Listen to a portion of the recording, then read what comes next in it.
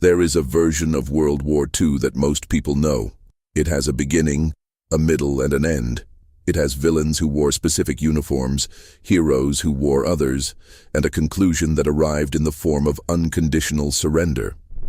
That version is not false, but it is incomplete in ways that matter deeply, and the gaps in that version are not accidental. They were filled in deliberately by institutions, by governments, by military bureaucracies that understood something important, that the full record of what happened between 1939 and 1945 was not a story that any single nation wanted to own entirely. The war did not function the way wars are remembered.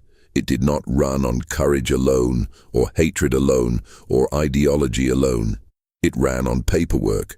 It ran on supply chains and requisition forms and logistical planning committees. It ran on the same organizational machinery that companies use to move goods from one place to another, except what was being moved and what was being processed and what was being destroyed was human life. And the people doing the moving and the processing and the destroying were not, for the most part, exceptional monsters. They were clerks. They were administrators. They were men who showed up to work, reviewed their orders, signed their names, and went home. That is the detail that gets removed from the popular record, not the violence, because the violence has been documented extensively, filmed, photographed, and archived. What gets removed is the normalcy. What gets quietly erased is the evidence that the most sustained campaign of organized human destruction in recorded history was carried out by people who considered themselves to be doing their jobs. The war produced more than 60 million dead. That number is printed in textbooks and repeated in documentaries, and over time it has become almost an abstraction, a number too large to feel, too large to place against any individual face. But each of those 60 million deaths was recorded somewhere, in some form, by someone who had a title and a desk and a filing system. The machinery of death in the Second World War was also the machinery of documentation, and it is in the documents, the ones that survived, the ones that were declassified decades later, the ones that were quietly buried in national archives and only surfaced because researchers filed the right requests at the right times, that a different account of the war begins to emerge. What follows is drawn from those documents, from declassified military records, from post-war tribunal transcripts, from intelligence archives that were sealed for 30, 40, 50 years after the conflict ended. What follows is not a story about heroes and villains. It is a record of systems. And the most disturbing thing about these systems is not that they failed. It is that, by their own internal logic, they functioned almost perfectly. The Allied bombing campaigns are remembered primarily through the lens of strategic necessity. The bombing of German industrial infrastructure, oil refineries, rail networks, weapons factories. That framing is accurate as far as it goes. What is less frequently discussed is the internal documentation that showed, in real time, that those responsible for planning the campaigns understood clearly that the bombs could not and would not discriminate between military and civilian targets. That understanding was not hidden from decision-makers.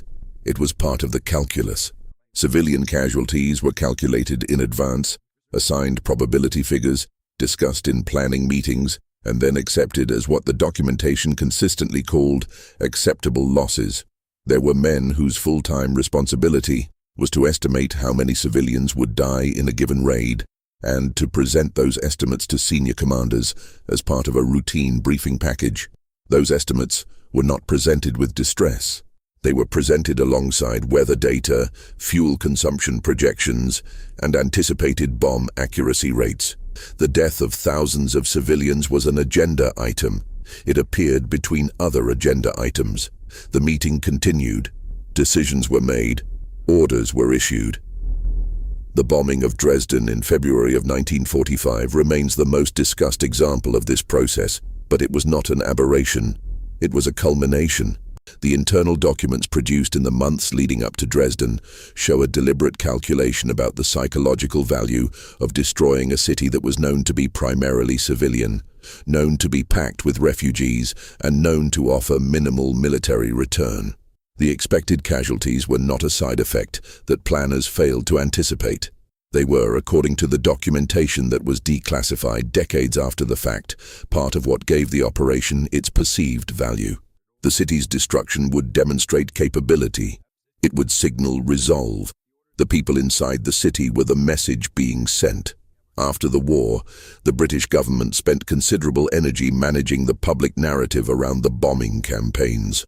Air Marshal Arthur Harris, who had overseen the strategic bombing offensive and had argued consistently for area bombing of civilian centers, was quietly excluded from the victory celebrations. He was not prosecuted. He was not officially censured. He was simply moved to one side, allowed to retire, and the official account of the bombing campaigns was written in a way that emphasized industrial targets and downplayed the deliberate targeting of residential areas.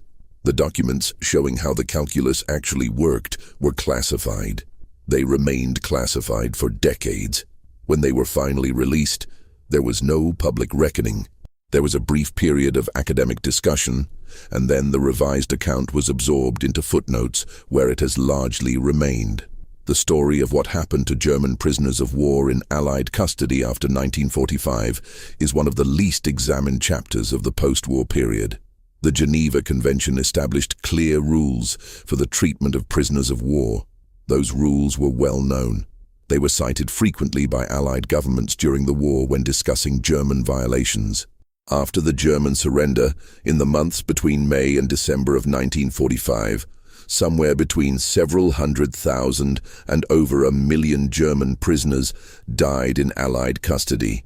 The precise number remains contested, partly because the record-keeping was deliberately imprecise, and partly because the category of prisoner was at certain points administratively reclassified in ways that removed those individuals from the protections of the Geneva Convention without any formal legal process.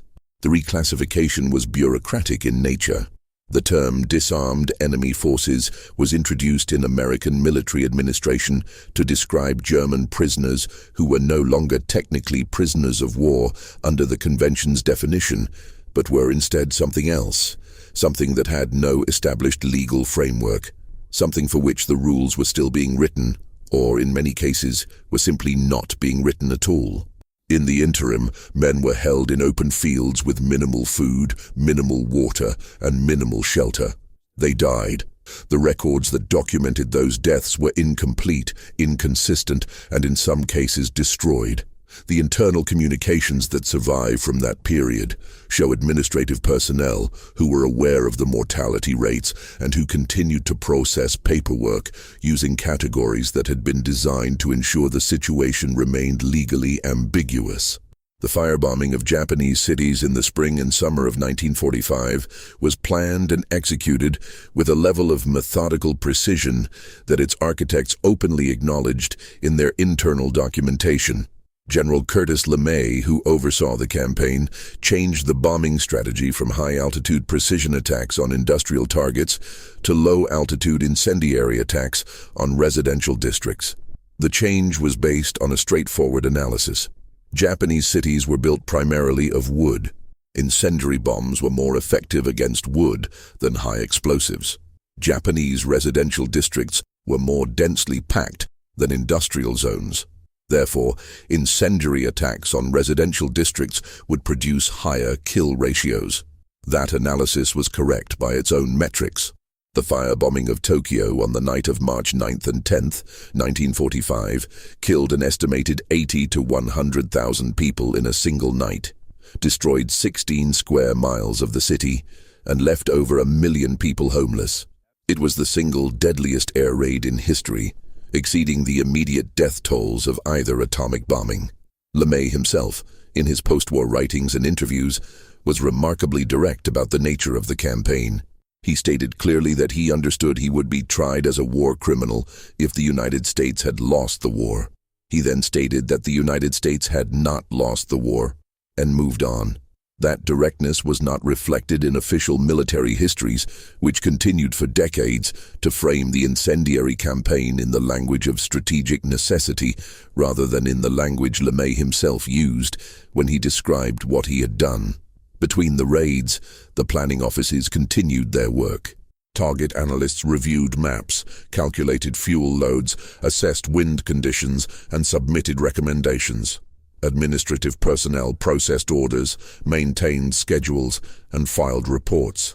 The machinery of the campaign had its own momentum, its own internal logic, its own rhythm of daily work that existed largely independent of the scale of what it was producing.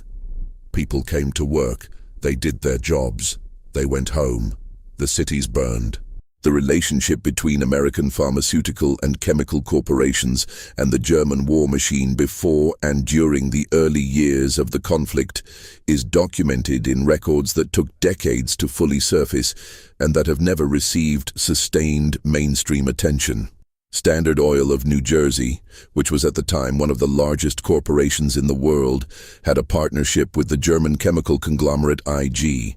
Farben that was maintained well into the war period, and that involved the sharing of technology, patents, and production methods. That partnership had consequences.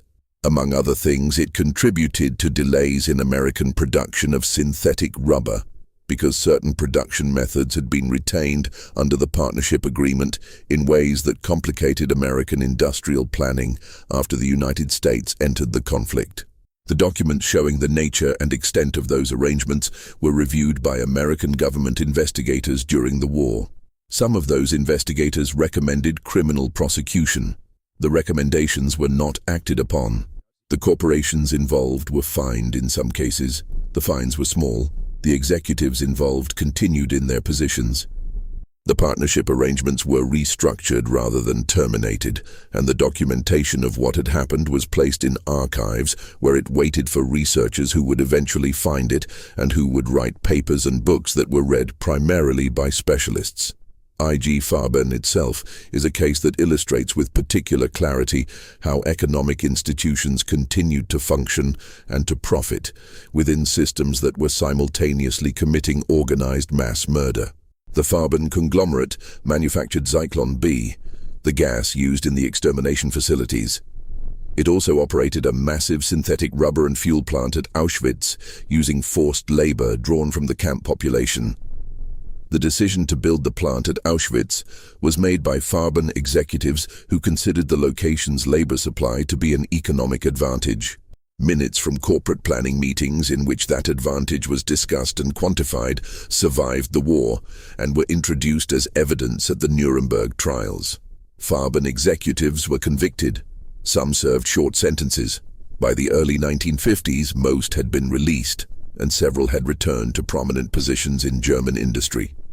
The corporation itself was broken up into constituent companies after the war. Those companies, under different names, became major components of the post-war West German chemical and pharmaceutical industry. Several of those companies still exist today under names that do not reflect their origin. The Vatican's institutional posture during the Second World War is a subject that has generated substantial historical research and substantial institutional resistance to that research. The documents that are most relevant to understanding that posture were held in the Vatican secret archives and were largely inaccessible to independent researchers until Pope Francis opened portions of the wartime archive in 2020.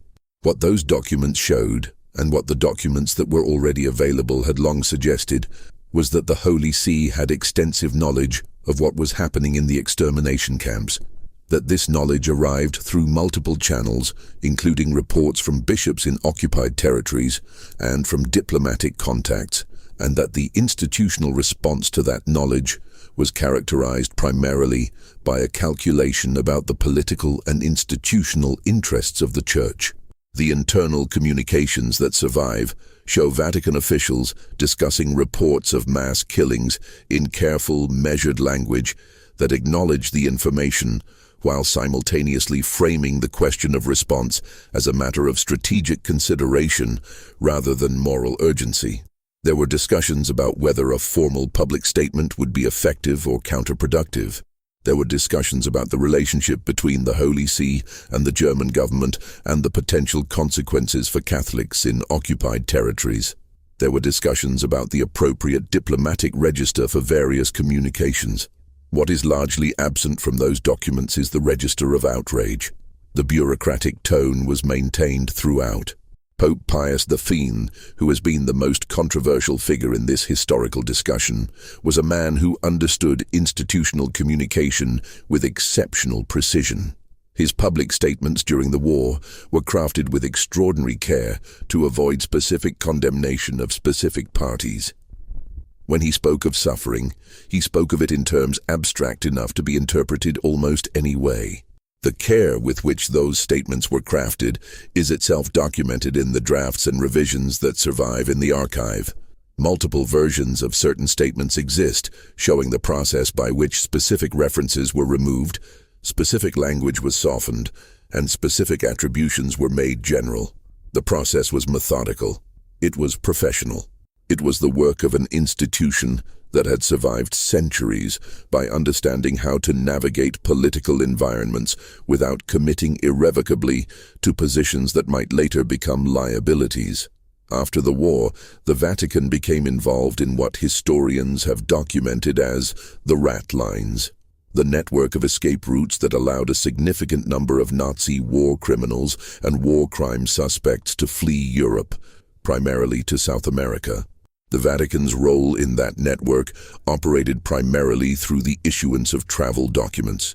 The International Red Cross also issued travel documents that were used in this process, often on the basis of identity claims that were not rigorously verified. The systems that enabled this movement were not created for the purpose of enabling war criminals to escape. They were created to assist refugees in a devastated post-war Europe. They were then used deliberately and with the knowledge of at least some of the individuals involved in administering them to assist people who were not refugees in any legitimate sense, but who needed to move quickly and quietly to places where extradition was unlikely. The number of people who escaped through these routes has been estimated variously at several hundred to several thousand. Among them were individuals who had played direct roles in the operation of the extermination facilities, who had conducted medical experiments on prisoners, and who had participated in mass executions. Some of those individuals spent the remainder of their lives in South America without any formal legal proceedings. Some were eventually located by investigators and prosecuted. Some were recruited by American and other Western intelligence services, which brings the story to another chapter of the post-war record that was classified for decades and that has only been partially disclosed.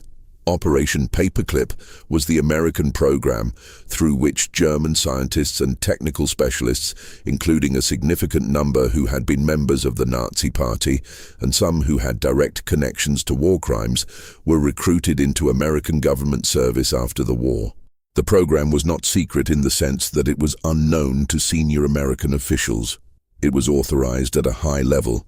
The process by which it operated involved the deliberate alteration or sanitization of the personal records of the individuals being recruited, removing or obscuring references to party membership, to involvement with the SS, and in some cases to direct participation in activities that would have disqualified them from entry into the United States under standard immigration law. The Joint Intelligence Objectives Agency, which administered the program, maintained records of those alterations. Some of those records have been declassified. They show a bureaucratic process that operated with full awareness of what it was doing. The sanitization of records was not a mistake or an oversight. It was a procedural step, documented as such, carried out by personnel who understood that the individuals being processed had records that required sanitization before they could be presented to immigration and other government authorities. The justification was consistent across the internal documentation. The technical knowledge these individuals possessed was valuable to American national security in the context of the emerging competition with the Soviet Union, and that value outweighed other considerations. Among the scientists brought to the United States through this process was Wernher von Braun, who became one of the central figures in the American space program. Von Braun had been a member of the Nazi Party and had held a rank in the SS. The V-2 rocket program that he had led during the war had relied extensively on forced labor from concentration camps, and the conditions in the underground facilities where those rockets were produced were extraordinarily brutal. More people died building the V-2 than were killed by it. That context was known to the American officials who recruited von Braun and was recorded in their internal communications. It was not reflected in his public biography, as it was constructed after his arrival in the United States. In the public account that was built around him, the relevant portion of his career began with his arrival in America. What came before was not emphasized. The German doctors who were tried at Nuremberg for conducting medical experiments on concentration camp prisoners were not operating in an institutional vacuum. The experiments they conducted on hypothermia, on high altitude, on infectious disease, on surgical procedures performed without consent or anesthesia, were conducted within a framework that involved documentation, peer review of a kind, and formal reporting structures. The results of those experiments were compiled and analyzed. Some of those results were of genuine scientific interest to military medical establishments in multiple countries. After the war, American military medical authorities reviewed the documentation of those experiments, and a portion of that documentation was used, with varying degrees of acknowledgement of its origin. The internal discussions about whether and how to use data obtained through what had been formally condemned as criminal experimentation were themselves recorded in documents that were later declassified. Those discussions were conducted in the measured language of institutional policy deliberation. The Nuremberg doctors' trial established a clear legal and ethical framework, condemning the experiments and the experimenters. Several of the defendants were executed. The framework that emerged from those proceedings, the Nuremberg Code governing human experimentation, was adopted formally by medical and research institutions around the world. The adoption of that code did not prevent subsequent programs of non-consensual human experimentation by the American government, the most extensively documented of which involved radiation experiments on American citizens during the Cold War period that were only fully acknowledged in the 1990s. The institutional memory was selective. The code was cited. The practice continued in different form. The relationship between American business interests and Nazi Germany in the period before American entry into the war in December 1941 was extensive, documented, and largely protected from public accounting. American automobile manufacturers maintained operations in Germany throughout the pre-war period and into the early war years. Those operations, once Germany entered the war, shifted to producing military vehicles and equipment for the German armed forces. The companies involved later made claims, which were upheld to varying degrees by post-war American government inquiries, that their German subsidiaries had operated beyond their control once the war began, and that they bore no responsibility for what those subsidiaries produced. The documentation that has subsequently emerged from corporate archives and from German records suggests a more complicated picture, one in which the lines of control and communication were not as cleanly severed as the post-war accounts maintained. The financial relationships that connected American and European banking institutions to the Nazi government and to the funding of German rearmament in the 1930s were the subject of congressional investigations during the war that produced extensive documentation. Some of that documentation was classified for national security reasons that were often more about institutional protection than about genuine security concerns. The investigations found that American banking institutions had facilitated the movement of funds in ways that benefited German rearmament. The investigative findings were largely contained within the institutional process that produced them and did not result in significant public accountability or legal consequences for the institutions involved. The American military's experience of racial segregation during the Second World War is a matter that the official records document with uncomfortable precision. African American soldiers served in segregated units, were assigned disproportionately to labor and support functions, faced formal barriers to advancement, and encountered discrimination in military facilities, in housing, and in interactions with military police that was not merely informal prejudice, but was codified in regulations and enforced through institutional mechanisms. The official correspondence between black soldiers and their commanding officers, preserved in the National Archives, documents specific incidents of violence, of denial of rights, of institutional indifference to complaints that were formally submitted and formally ignored. The military was simultaneously asking those soldiers to fight for freedoms that the institution itself was denying them. That contradiction was not invisible to anyone involved. It was noted in internal communications, in letters, in reports. The men in charge of maintaining the segregated system were aware of the contradiction. In some cases, they noted it explicitly. The system was maintained regardless. The paperwork that documented the system's operation was filed. The system functioned. The experiences of Japanese American citizens interned during the war under Executive Order 9066 are documented in records that show, in detail, the administrative process by which roughly 120,000 people were removed from their homes, stripped of their property and livelihoods, and confined in camps for periods of up to 4 years. The internal documentation of that process includes communications from military and civilian officials who had access to intelligence assessments stating that there was no evidence of sabotage or disloyalty among the Japanese American population and who proceeded with the internment program regardless. The gap between what the intelligence showed and what the stated justification for the program claimed was recorded in the documents that were eventually used, decades later, in the legal and congressional proceedings that resulted in a formal government apology and a reparations program. The Supreme Court decision in Korematsu versus United States, which upheld the constitutionality of the internment, was decided in 1944. It was not formally overturned until 2018. For 74 years, the legal framework that had validated the forced removal of American citizens based on ethnicity remained technically in place. The reasoning of the original decision was available for other uses. The Soviet Union's conduct of the war on the Eastern Front was accompanied by a documentary record that was maintained with the thoroughness characteristic of Soviet administrative culture, and that has been accessible to researchers in increasingly complete form since the collapse of the Soviet Union in 1991. That record documents, among other things, the operations of the NKVD blocking detachments, units deployed behind advancing Soviet lines with orders to shoot soldiers who retreated without authorization. The existence of those units was not a secret.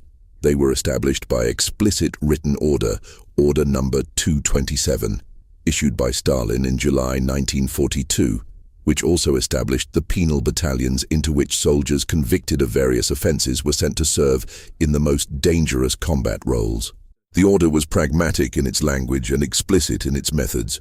The casualty figures for the Soviet military during the war reflect in part the consequences of a command culture in which the cost of failure was institutional and personal destruction, and in which commanders at all levels understood that reporting accurate negative information upward was potentially fatal. The gap between what the Soviet military reporting system recorded and what actually happened in the field was itself a documented feature of the system, acknowledged in internal communications by the officials who administered it. The system produced outcomes that were recorded as military success in the official record, and that were recorded differently in the classified communications of the same officials who wrote the official record. The treatment of Soviet prisoners of war by Germany was catastrophic in scale. Of the approximately 5.5 million Soviet soldiers taken prisoner by Germany during the war, somewhere between 2 and 3.5 million died in German custody. The mortality rate of Soviet prisoners substantially exceeded that of British and American prisoners, who were held under different conditions and with different administrative attention to their maintenance. The difference was deliberate and documented. German planning documents produced before the invasion of the Soviet Union explicitly addressed the question of prisoner of war administration and explicitly concluded that the requirements of the Geneva Convention did not apply, because the Soviet Union had not ratified it, and because the nature of the conflict, as defined by Nazi racial ideology, placed Soviet soldiers outside the categories to which those protections applied. That reasoning was recorded in formal policy documents. It was implemented through administrative instructions. The deaths were a policy outcome.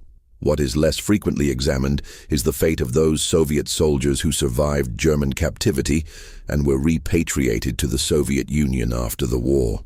Under Soviet policy, which was itself explicitly documented, soldiers who had been taken prisoner were treated as potentially compromised, as having been exposed to German influence, as suspect. Many were sent to Soviet camps upon their return. Some were executed. The men who had survived German captivity were processed by a Soviet administrative system that viewed their survival as evidence requiring investigation. The documentation of that processing exists in Soviet archives. The scale of it remained poorly understood in the West for decades. The war in the Pacific produced patterns of conduct on both sides that were documented at the time and that have received uneven historical attention. The Japanese military's treatment of prisoners of war and of civilian populations in occupied territories was the subject of extensive post-war legal proceedings. The Manila Massacre, the Bataan Death March, the systematic abuse and killing of prisoners across the Pacific Theater. These were documented, prosecuted, and established as part of the historical record in ways that have been reasonably consistent over the subsequent decades. What has received less attention is the systematic nature of the American and Allied intelligence response to Japanese conduct, including the extent to which information about specific atrocities was available to decision-makers in real time, and was factored into strategic planning in ways that did not always include immediate action to address the conditions being reported.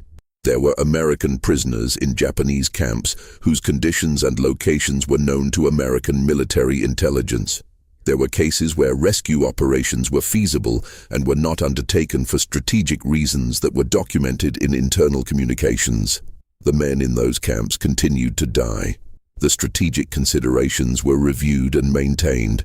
The documentation of those decisions exists in archives that have been partially declassified.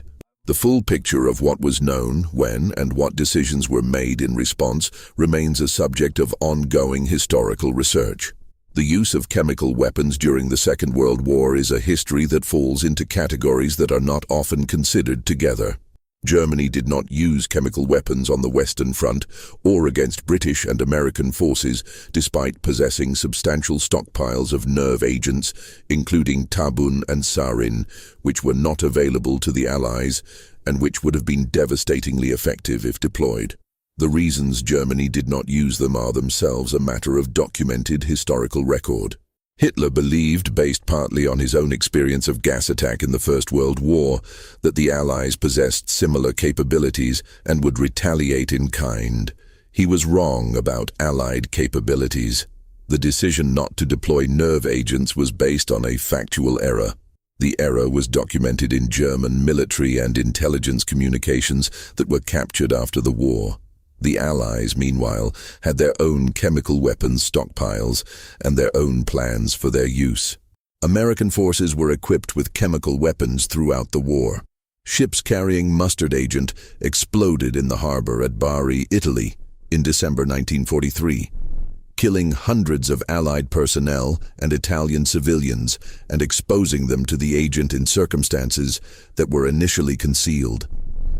The official American response to the Bari disaster included explicit orders to medical personnel to suppress information about the nature of the casualties they were treating, in order to maintain the official position that the Allies were not carrying chemical weapons. Soldiers and sailors who had been exposed were in some cases not told what they had been exposed to, which affected their treatment. The suppression of that information was documented in the orders that were issued and in the communications that enforced it.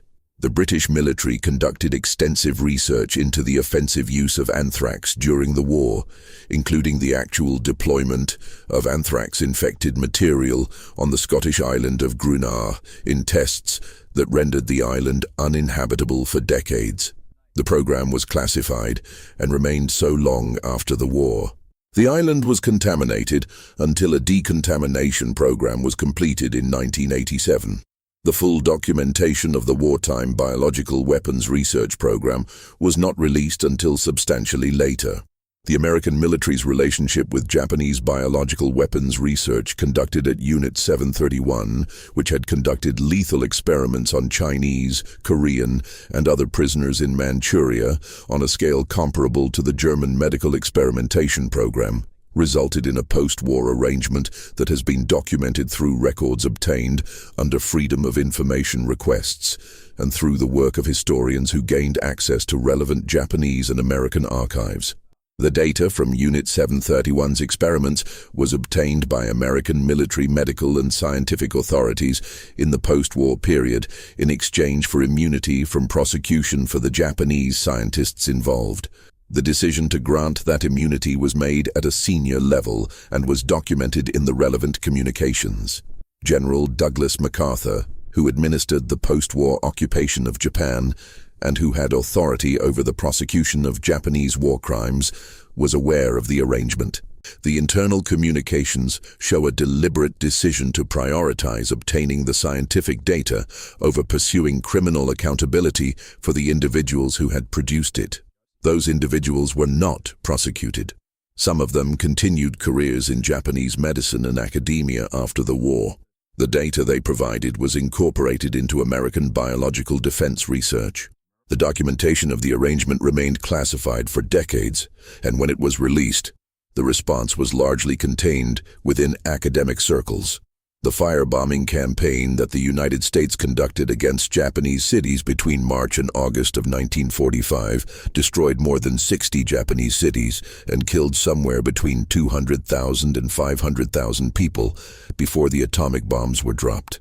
That context, the fact that the atomic bombings occurred at the end of a campaign of conventional destruction that had already killed hundreds of thousands and had left millions homeless, is relevant to any serious consideration of the decision to use the atomic weapons. The internal discussions about whether to use the atomic bombs, preserved in the records of the Target Committee and the interim committee that deliberated on the matter, show a decision-making process that was primarily strategic and logistical rather than primarily moral in its framing. The Target Committee discussions, which have been declassified, include deliberations about which Japanese cities to designate as atomic bomb targets. One criterion that was explicitly discussed and documented was the desirability of targeting cities that had not already been significantly damaged by conventional bombing, so that the effects of the atomic weapon could be more clearly assessed. Hiroshima had been largely spared conventional bombing raids specifically to preserve it as a suitable assessment target. The city's civilians had survived the conventional campaign. They were, in the language of the committee's deliberations, useful to the assessment program precisely because their deaths would be attributable solely to the atomic weapon. That reasoning was recorded in the minutes of the committee meetings.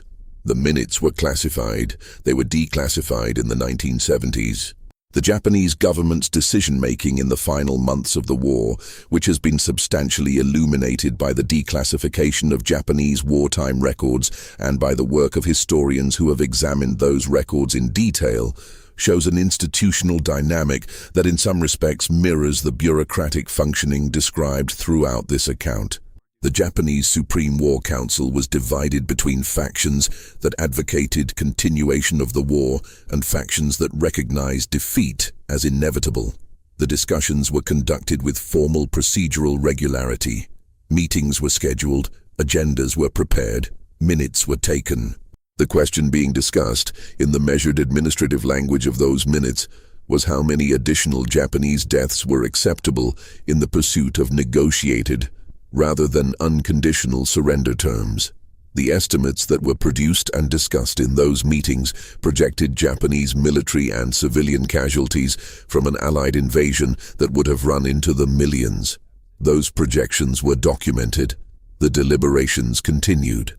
The emperor's decision to intervene and accept unconditional surrender is documented in records that show the institutional resistance that intervention was required to overcome. Military officials who opposed surrender were not simply persuaded by argument.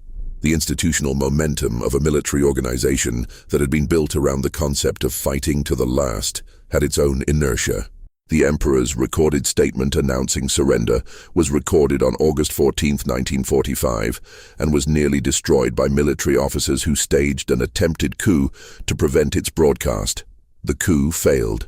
The record survived. The war ended. The administrative systems that had run it were largely preserved, repurposed, and continued operating under different banners.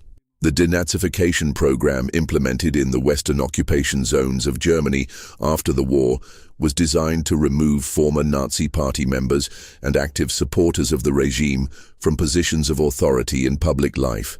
The program processed millions of cases. It was administered by committees that used questionnaires, hearings, and documentary evidence to classify individuals into categories ranging from major offenders to followers to exonerated.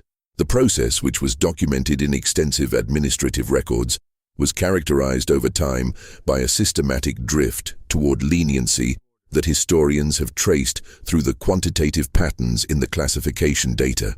Early in the program, convictions in more serious categories were relatively more common. As the program continued, the classifications shifted progressively toward the less serious categories. The shift is visible in the aggregate data and has been explained by a combination of factors including American Cold War strategic priorities, the practical difficulties of processing millions of cases with limited resources, and the resistance of German administrative and professional institutions to losing personnel. By the time the denazification program formally concluded, the majority of people who had passed through it had received classifications that imposed minimal consequences. Thousands of former Nazi officials, party functionaries, judges, prosecutors, and administrators had been reclassified as followers or as exonerated and had returned to or entered positions in West German public life, the legal system, the civil service, and the business community. The documentary record of those reclassifications exists in the archives. The names are recorded. The classifications are recorded. The careers that followed are recoverable through public records. The pattern of what happened is documented. The French collaboration with the German occupation of France during the war years involved the active participation of French government institutions, the French police, and the French administrative apparatus in the deportation of Jewish residents to the extermination camps. The Vichy government, which administered unoccupied France under German oversight, passed anti-Semitic legislation, maintained its own police force, and cooperated with German deportation operations in ways that went beyond what the German occupiers required. French police conducted roundups. French administrative records were used to identify deportees. French trains transported people to the French border, and in some cases to the camps themselves. The post-war French account of the occupation was built around the narrative of the resistance, which had existed and which had carried genuine costs for its participants, but which represented a relatively small portion of the French population compared to the much larger portion that had accommodated, cooperated with, or actively supported the German administration. The documents that showed the extent and nature of French collaboration existed in French state archives and were accessible to French historians who wrote about them, but the official state acknowledgement of that collaboration was long resisted. French courts repeatedly declined to prosecute Vichy-era officials on the grounds that acts committed under the Vichy government could not be attributed to the French Republic, which had technically not existed during the occupation. That legal reasoning, which effectively severed the continuity of French state responsibility, was applied consistently for decades. The first sitting French head of state to formally acknowledge French state responsibility for the deportations was Jacques Chirac in 1995, 50 years after the war's end. The experience of survivors of the Nazi concentration camp system in the immediate post-war period has been documented through survivor testimony, through Red Cross records, and through the records of the various relief and displaced persons organizations that operated in post-war Europe. What that documentation shows is a population that had survived systematic destruction and that was largely stateless, without documents, without property, without institutional support, and without any rapid resolution to their situation. Displaced persons camps in the Allied occupation zones housed hundreds of thousands of survivors for years after the war's end. Some of those camps were located on the same sites as former concentration camp installations. The conditions in some of those camps were, by the documented accounts of American officials who inspected them, comparable in certain physical respects to the conditions the survivors had already endured. General Dwight Eisenhower and senior American officials received reports about the conditions in the displaced persons camps that described overcrowding, inadequate food, poor sanitation, and continuing mortality. Those reports are preserved in the military archives. The response was gradual and institutionally complicated by questions about immigration policy, about the question of what would eventually be done with the survivor population, and about the relationship between the displaced persons question and the political negotiations over the post-war European order. The survivors waited. The documentation accumulated. The camps remained open for years. The question of German industrial restitution and the assets of victims of the Nazi regime is a history that unfolded in legal, diplomatic, and corporate proceedings over 5 decades after the war ended, and that produced documentation at each stage showing how institutional processes operated to slow, complicate, and in many cases prevent the return of what had been taken. Swiss banks had accepted deposits from Jewish account holders before and during the war, and had in many cases denied those claims after the war ended on the grounds that claimants could not produce documentation that had been destroyed in the same process that had killed the account holders. The circularity of that requirement, documented in the bank communications that rejected specific claims, continued for decades until a combination of American political pressure, legal proceedings, and internal bank investigations in the 1990s produced settlements and partial disclosures. German corporations that had used forced labor, including companies in the chemical, automotive, and manufacturing sectors, maintained their corporate structures after the war and were in some cases the direct beneficiaries of property that had been seized from their wartime forced laborers. Legal claims against those corporations were resisted for decades on grounds that included statutes of limitations, jurisdictional arguments, and the argument that Germany's formal post-war reparations agreements had settled all outstanding claims. The settlements that were eventually reached, primarily in the late 1990s and early 2000s, came 50 and 60 years after the events they addressed and were paid to survivors who were by that time in their 70s and 80s, to the families of those who had not survived, and in some cases to representative organizations rather than to identifiable individuals. The documentation that was produced through those proceedings, including internal corporate records, bank records, and insurance company records, provided a detailed picture of how the financial mechanisms of the persecution and destruction of European Jews had functioned. It showed an integrated system of state policy, corporate participation, and financial infrastructure that had operated with institutional efficiency across multiple sectors of the German and European economy. The records that survived showed that the destruction had been not only systematic, but profitable, in the sense that assets had moved from victims to institutions through documented transactions that those institutions had maintained records of for decades.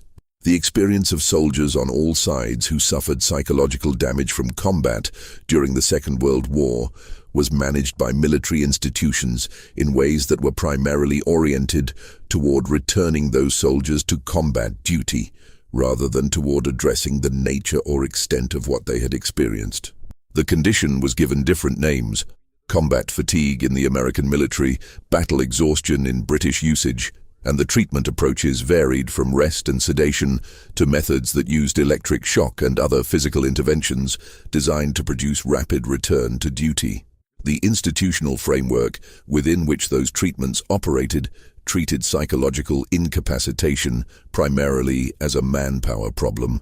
The documentation of treatment approaches and outcomes exists in military medical records that were classified for varying periods and have been studied by historians of military medicine.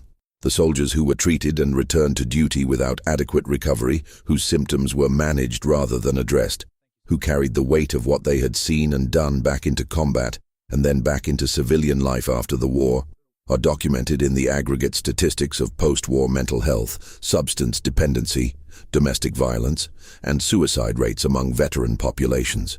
Those statistics were collected by various government and civilian health institutions. They were studied.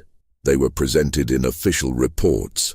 The reports were received by institutional bodies. The institutional bodies developed policies. The policies were implemented. The conditions continued. The use of military chaplains and the role of religious institutions in maintaining the morale and functional effectiveness of soldiers who were engaged in activities that, examined outside the military context, would have constituted serious crimes, is a dimension of the war's institutional history that is documented in the records of military chaplaincy offices. Chaplains served on all sides of the conflict. They held services. They administered sacraments. They wrote letters home for soldiers who were too injured or too exhausted to write themselves. They were present at executions. They were present in hospitals where soldiers were treated for wounds sustained in attacks on civilian populations. They maintained the institutional practice of religious observance within military structures that were simultaneously engaged in organized mass killing. The theological and ethical framework within which those chaplains operated, which in most cases supported rather than challenged the killing their institutions were doing, is documented in chaplaincy reports, in letters, in the published writings of military chaplains from that period. There was not, in the main, an institutional crisis of conscience within military religious structures during the war. The systems of religious legitimation and the systems of military violence operated together with notable institutional coherence. The war crimes tribunals that were held after the war at Nuremberg and in Tokyo and in various subsequent proceedings were important as legal events and as precedent-setting exercises, and they were also selective in ways that their own documentation acknowledges. The decisions about who would be prosecuted and for what were made by the victorious powers, who had their own conduct during the war to consider, and who made those decisions through a process that was partly principled and partly protective. The doctrine of crimes against peace, under which German and Japanese leaders were prosecuted for initiating aggressive war, had not existed as established international law before the Nuremberg proceedings. It was applied retroactively to the defeated parties by the victorious parties, some of whom had themselves engaged in military aggression that, by the same standard, could have supported similar charges. That observation was made explicitly in the dissenting opinion of the Indian judge Radhabinod Pal in the Tokyo proceedings, which concluded that the Tokyo tribunal was not an exercise in neutral justice, and that the charges, applied consistently, would have implicated the victors as well. The dissenting opinion was submitted as part of the official record of the tribunal. It was largely ignored in subsequent legal and historical discussions for decades. The post-war careers of judges, prosecutors, and other legal professionals who had administered the German legal system during the Nazi period, including the judges who had presided over courts that sentenced people to death for political offenses, that had applied racial legislation, and that had processed the legal infrastructure of the persecution, are documented in West German legal records from the post-war decades. The majority of those professionals continued in the legal profession. Many served in West German courts. Some rose to senior positions in the West German legal system. The formal disciplinary proceedings against them were largely unsuccessful or were not initiated. The West German legal community as an institution was substantially continuous with its predecessor, staffed in significant part by the same individuals, and applied its considerable institutional resources to the project of limiting accountability within the profession. The documentation of those careers was compiled by researchers at the Fritz Bauer Institute and other German historical institutions and was presented to the German public in the 2000s in ways that produced significant public discussion.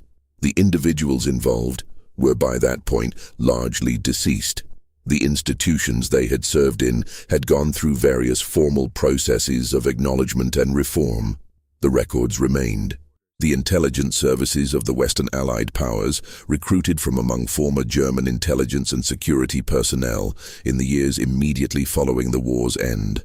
The Gehlen organization, named for Reinhard Gehlen, who had been the head of German military intelligence on the Eastern Front, was rebuilt essentially intact under American sponsorship and formed the nucleus of what became the West German Intelligence Service.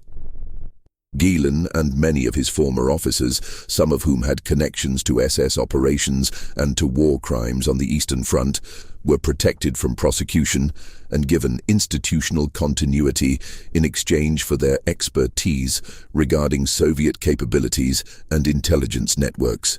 The decision to use them was documented in American intelligence communications and was made with an awareness of their wartime activities that is reflected in those documents. The CIA's own post-war institutional history, portions of which have been declassified through successive periods, includes documentation of its recruitment of former SS and security service personnel for operations in Eastern Europe that were designed to roll back Soviet influence in the early Cold War period. Those operations were largely unsuccessful. The personnel who carried them out had in some cases been involved in atrocities against the same civilian populations they were now being asked to organize as anti-Soviet resistance.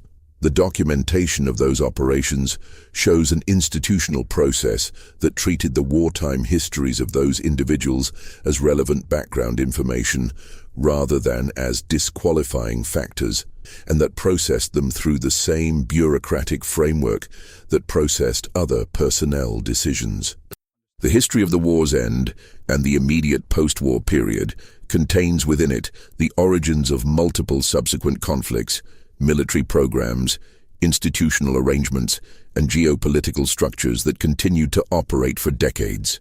The Cold War that began while the last shots of the Second World War were still being fired was not a departure from the war's logic, but a continuation of it, using many of the same personnel, the same institutional frameworks, and in some cases, the same physical infrastructure. The occupation zones of Germany became the border of a divided continent. The nuclear weapons that ended the Pacific War became the foundational technology of the post-war security order. The intelligence services that had grown to enormous scale during the war continued to operate after it, retaining the personnel, the methods, and the institutional cultures they had developed during a period when the normal constraints on state violence had been suspended. The war ended. The systems that had enabled it were preserved, repurposed, and in many cases, strengthened. The documentation of what they had done was classified, archived, and in some cases destroyed. What survived entered the historical record gradually, through declassification processes that operated on their own administrative timelines, through the work of researchers who spent careers in archives that had been designed to make their work difficult, through legal proceedings that forced disclosures that voluntary transparency would not have produced, and through the eventual deaths of institutional actors who had spent decades limiting what could be said about what they had done. The numbers that resulted from the war's operation are still being revised.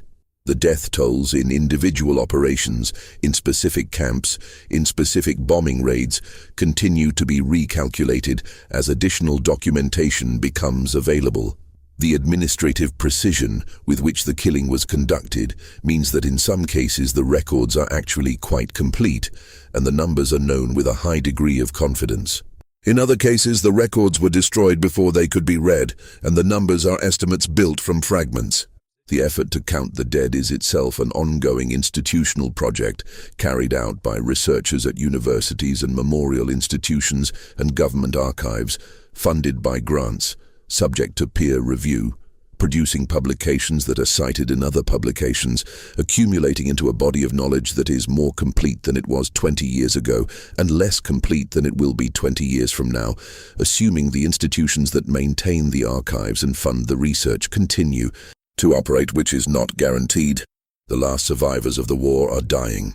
The people who witnessed these events, who experienced them, who administered them, who carried out the orders and signed the forms and drove the trains and operated the machinery, are almost entirely gone. What remains is the record they left. The record is not complete. The record is not neutral.